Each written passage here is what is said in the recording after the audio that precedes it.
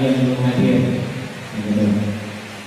Bantuan langsung tunai atau BLT dana desa di Kabupaten Musirawas pada tahun 2021 masih tetap berlanjut dan dianggarkan sesuai dengan jumlah keluarga penerima manfaat atau KPM.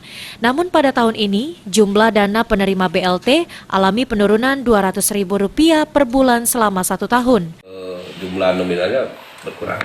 Kalau nggak salah 200 per kepala. Jadi untuk per kakak. BLT dana desa masih tetap berlanjut. Jadi Iya, kalau dari pusat menyampaikan seperti itu.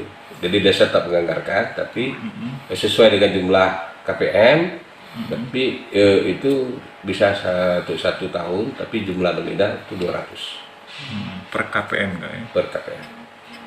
Itu jumlah yang 200 itu bertambah dah, atau masih dengan yang seperti yang kemarin Kak?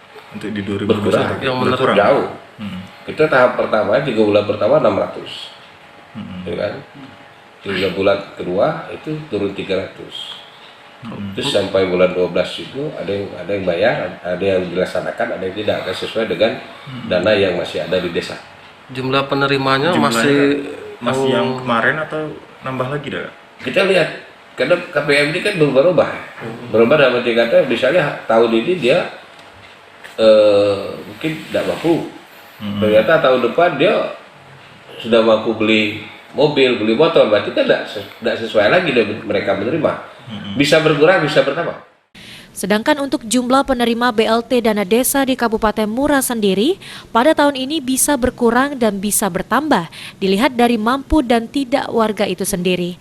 Adi Arianza, PAL TV.